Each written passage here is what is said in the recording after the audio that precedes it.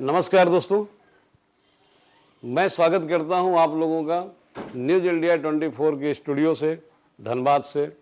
आज हम धनबाद में हैं और आज आपके समक्ष एक ऐसे विषय की चर्चा करने जा रहे हैं जो कहीं न कहीं अपने में बहुत ही गंभीर है।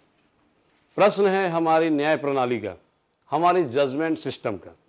जी हाँ, मैं बात करूंगा आज से कुछ दशक पहले एक फिल्म आई थी, अंधा कानून।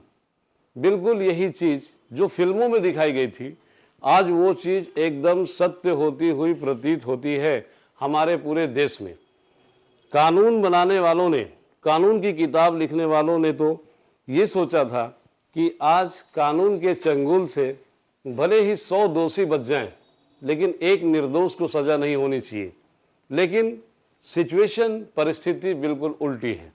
आज गुनाहगार जो हैं गुनाह करते हैं और बच जाते हैं, परंतु दोषी को ढूंढने में कानून को ना जाने कितनी मशक्कत करनी पड़ती है और कभी कभी तो अति हो जाती है, निर्दोष को ही सजा हो जाती है। इसका जीता जागता एग्जाम्पल उदाहरण मैं प्रस्तुत कर रहा हूँ एक व्यक्ति का जो नागपुर से चलकर मुंबई जाता है अपनी रोजी रोटी की तलाश में, और वहाँ जाने के बाद उसके साथ एक ऐसी घटना घटित होती है कि सब कुछ, पूरा परिवार उसका बिखर जाता है। मैं बात करूंगा गोपाल सेठे।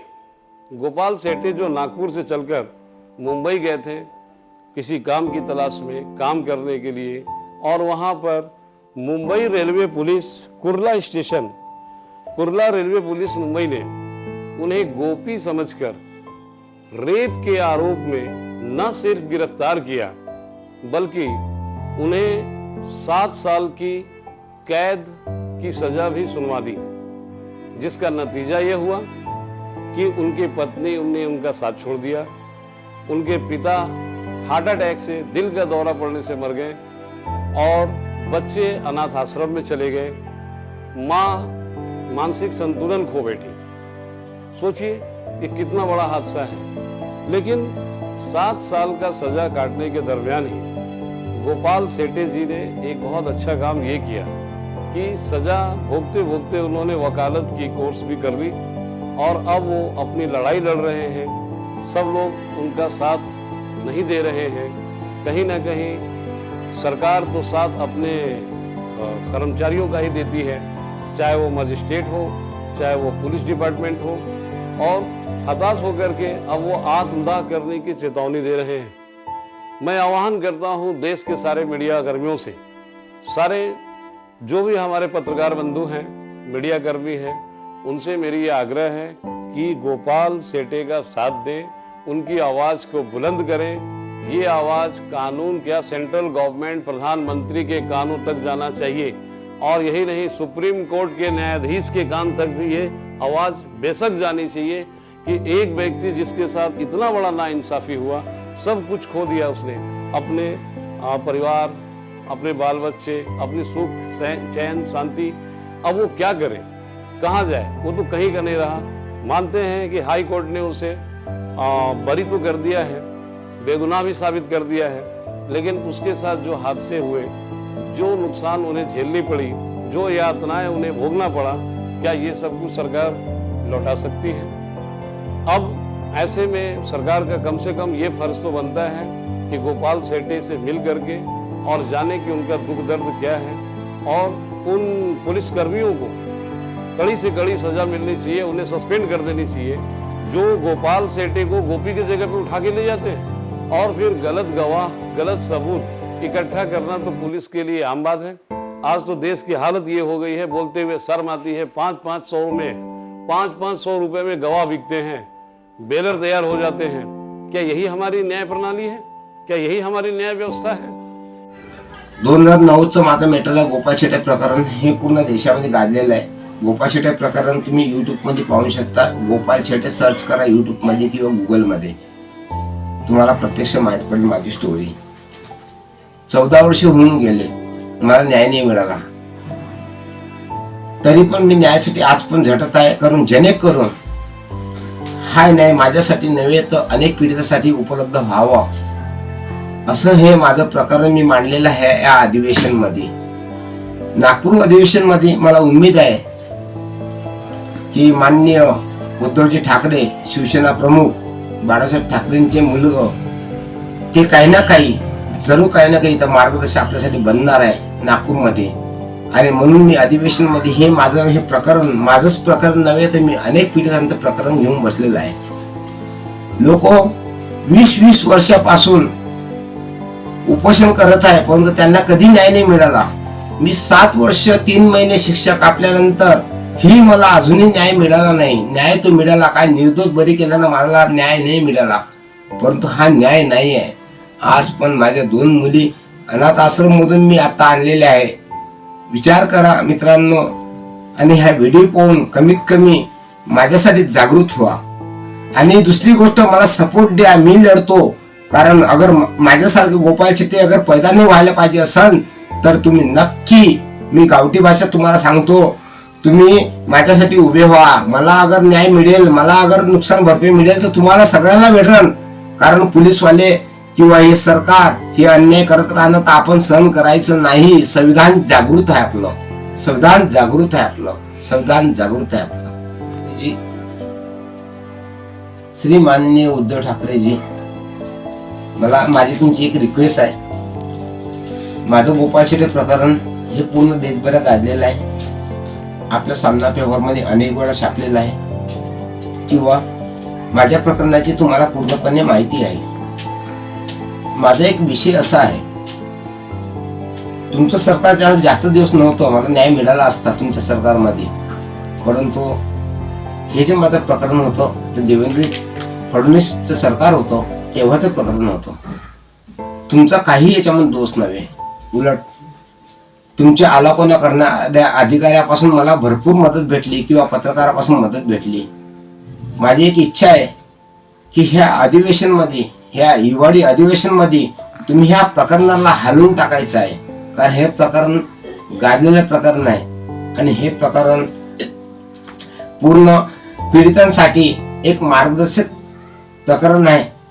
माझी एक इच्छा आहे, माझी एक विनंती आहे, माझ्या प्रकरणाला तुम्ही उद्या आपल्या अधिवेशन मध्ये घ्यावं आणि अधिवेशन मध्ये माझी जी मांग आहे किंवा आपली मांग आहे किंवा सर्वांची मांग आहे ही पुरी व्हावी. ठेवलेलं माझं प्रकरण आहे.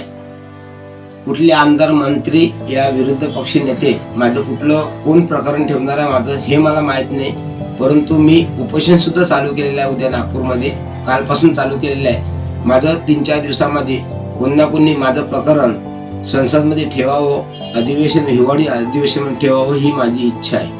दुसरी गोष्ट, माझं अगर अधिवेशन ठेवणार नाही तर मला प्रत्यक्ष बोलायची परवानगी मिळावी ही माझी एक दुसरी इच्छा आहे.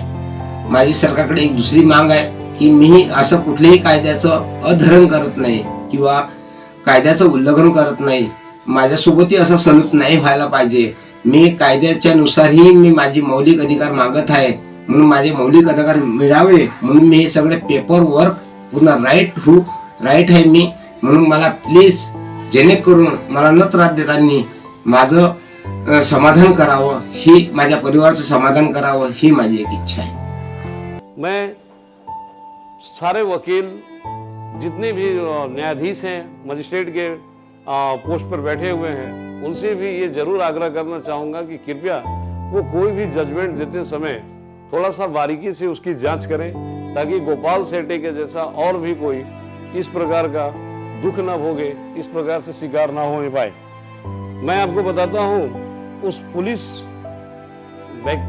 ऑफिसर का नाम जिसने गोपाल शेट्टी को गोपी की जगह पे गिरफ्तार करके ले गए, उनका नाम है ID Sutar madam, Kurla railway police Mumbai. और उस मान्यवर न्यायाधीश का भी नाम सुन लीजिए जिन्होंने सजा सुनाई. उनका नाम है CK धीरन. ये सिवड़ी सेशन कोर्ट के न्यायाधीश हैं और इन्होंने सजा सुनाई 7 साल कैद की. अब मैं ये CK धीरन साहब से पूछना चाहूँगा, चाहे वो जहाँ भी हूँ, अगर मेरी आवाज़ उन तक पहुँच पा रही है तो कि क्या ये सजा है? ये तो आपने मजाक बना के रख दिया पूरे न्याय प्रणाली का. शर्म आनी चाहिए आपको ऐसा करते हुए। एक निर्दोष व्यक्ति को आपने पहले तो गोपाल सेठे को आपने गोपी बना दिया, उसके बाद उन्हें 7 साल की सजा सुना दी, और वो 7 साल की सजा भोगने के दरमियान उनके परिवार वालों पर क्या बीती मैं पहले ही बता चुका हूं। अब मैं सारे पूरे देशवासियों से, देश के मीडिया से, पत्रकार बंधुओं से और सरकार से ये आह्वान करता हूं कि आप एक मंच पर आ जाएं और इस एक व्यक्ति के खिलाफ जो षड्यंत्र हुआ है, जो इसको सजा भुगतनी पड़ी है, उसका इंसाफ करें। एक बार आप गोपाल सेठे से जरूर मिलें। मैं तो धनबाद में बैठा हूं, मुझे क्या है, लेकिन फिर भी मैं एक ऐसे व्यक्ति के लिए आवाज उठा रहा हूं जो निर्दोष है और जिसे कानून सजा सुना चुका है। मैंने फोन पर गोपाल सेठे से बात की, उनके दुख दर्द को बांटा। मैं सुनवाऊंगा ऑडियंस को। मेरे और गोपाल सेठे के बीच कोई बातचीत, यही नहीं, हमारे इस चैनल के न्यूज इंडिया 24 के चैनल हेड ने भी गोपाल सेठे से बात की मेरे आग्रह करने पर, उनका दुख दर्द जाना, उन्होंने क्या क्या आरोप लगाए, वो सारी बातें उन्होंने अपने रिकॉर्डिंग में कहा है। मैं आपका ध्यान आकर्षित करना चाहूंगा और आपसे आग्रह करूंगा कि मेरे या चैनल हेड और गोपाल सेठे जी के बीच जो बातचीत हुई उसे कृपया ध्यान दें, और कभी जरूरत पड़ी तो मैं नागपुर जाऊंगा, गोपाल सेठे से मिलूंगा। आप देख सकते हैं आपके स्क्रीन पर गोपाल सेठे का फोटो है, यही है वो गोपाल सेठे जो इतना बड़ा सजा भुगत चुका है, पूरा परिवार जिसकी तितर बितर हो गई, बर्बाद हो गए वो। धन्यवाद। हेलो। हाँ नमस्कार सर। नमस्कार नमस्कार। हाँ वो मेरा रिपोर्टर आपसे बात किया है ना?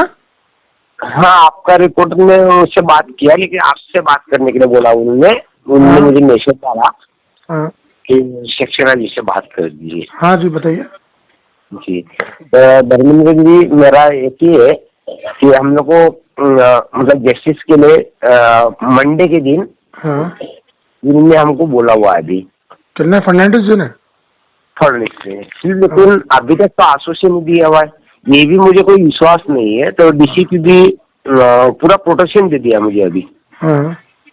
हाँ 10-15 पुलिस वाले साथ में लगा दिया। और उन्होंने अभी जब तक खा के मतलब जब तक मुलाकात नहीं होती है तब तक हम लोग साथ में रह गए। तो मैंने बोला हम लोग को नई प्रोटेक्शन चाहिए, कि मैंने चेतावनी दी थी ना आत्मदहन करने की, इसी के कारण। अभी आपको क्या लग रहा है फर्नांडिस जी क्या चाह रहे हैं? सर वो कुछ ना कुछ अपना बहाना बनाएगी अभी, और मैंने राजीनामा की मांग किया, उसको राजीनामा देना चाहिए, कम से कम नागपुर का पद छोड़ना चाहिए, कि 6 जिले का ये है वो मंत्री है यहाँ का अभी, पालक मंत्री जी। तो आप क्या इलेक्शन लड़ना चाहते हो क्या इसके बाद? हाँ उसके बाद तो आत्मदहन ना एक ही ऑप्शन है ना। मैंने ताकीद कर दिया, अभी कल बैनर वगैरह लगाऊंगा मैं, मंडे के दिन सवेरे मेरे बैनर लग जाएंगे वहाँ पे, और शाम तक हम लोग फैसला करेंगे फिर उसका। नहीं तो आप आत्मदहन ना करते हुए आपकी कोई और भी मांग है क्या इसके अलावा?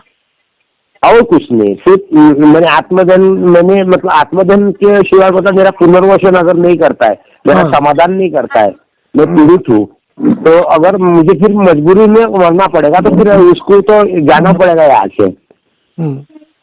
फडणवीस को, जो मंत्री है, पालक मंत्री है।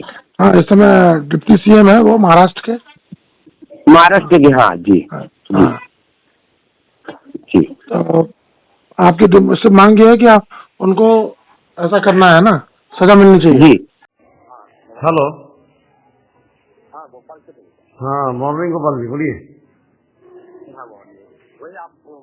हाँ मैं बोला था, ठीक है, तो मतलब उसमें कुछ सवाल ये करना था कि जैसे मान लीजिए कि भाई आपको पुलिस अरेस्ट करके ले गई, ठीक है, तो आपने अपने बचाव के लिए कुछ किया नहीं? किया था ना, बहुत सारे किया था, तो मेरी सुनी नहीं गई ना। अच्छा सुनी नहीं गई, तो एक बार बोलते हैं कोर्ट जब भी सजा सुनाता है, कोई भी कोर्ट, लोअर कैटेगरी का ही कोर्ट क्यों ना हो, तो वो सबूत के और गवाहों के आधार पर ही सुनाता है ना। तो ऐसा मतलब कि जो इन्वेस्टिगेशन है, इन्वेस्टिगेशन कितना रॉन्ग हुआ डेवलप ऑफ द स्टोरी